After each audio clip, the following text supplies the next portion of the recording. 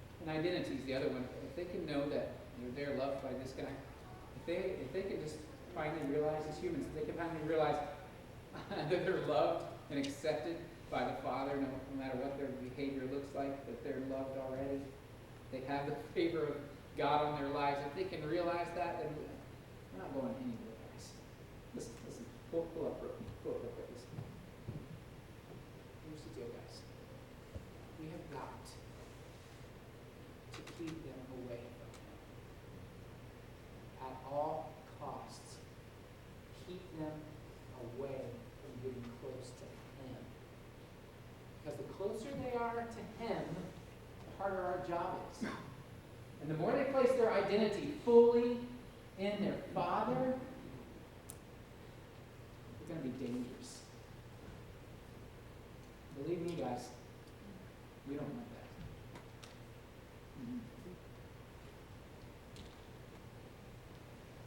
Let's stand together.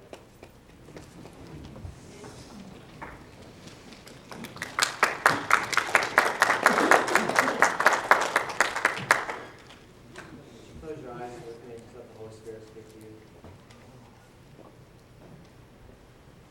Temptation is not your friend.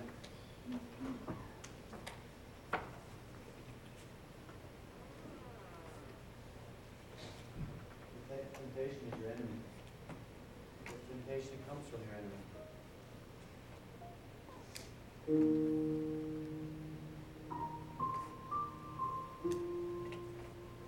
Until you change how you see temptation, you're going to keep allowing it to come into your house. You're going to keep allowing it to come into your life. You're going to keep playing with it.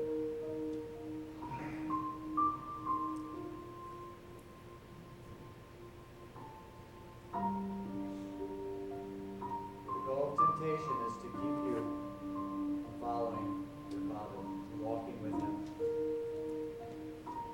So my prayer for you this morning is that you will never see temptation in the same way, in the same light.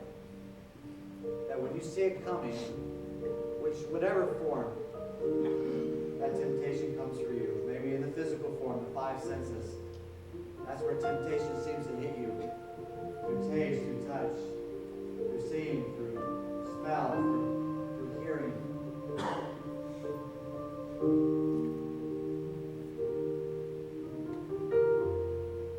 Or maybe for you,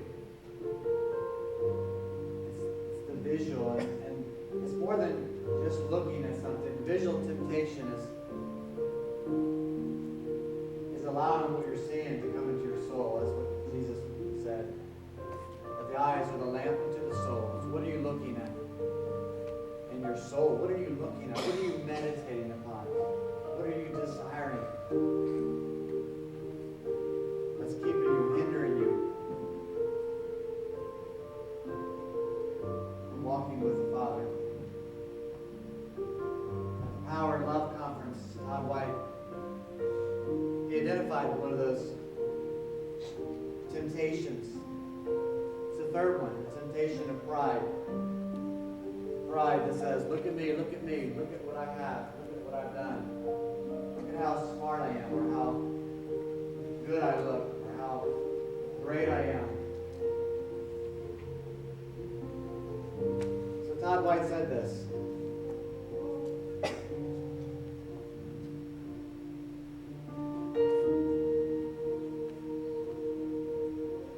Living for the praise of people, then their criticism can kill you.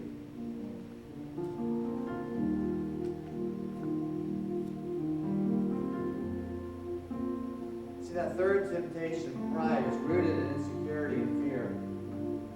People who are secure, they don't need to tell others about it.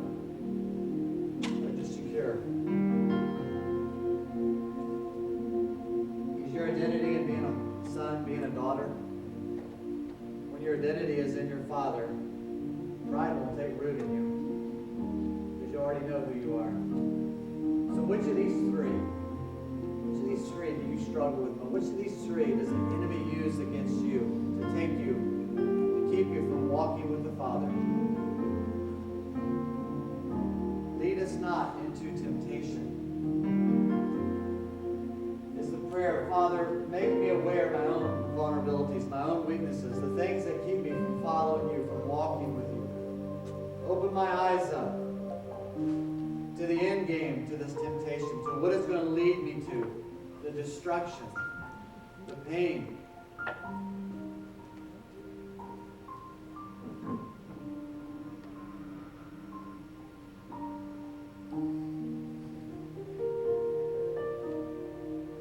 Our Father, who art in heaven.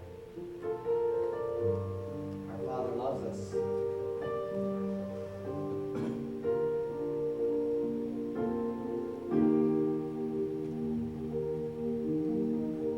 So, Father, we make a new declaration about temptation. We say it is not our friend.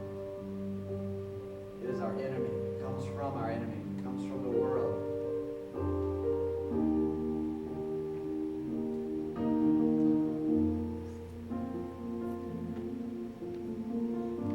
So we're going to conclude our service just making a declaration of praise to the Father.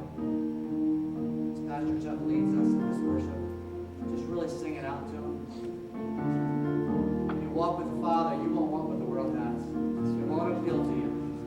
It won't appeal to your flesh. It won't appeal to your eyes. And it won't appeal to your pride. So sing this out to your Father.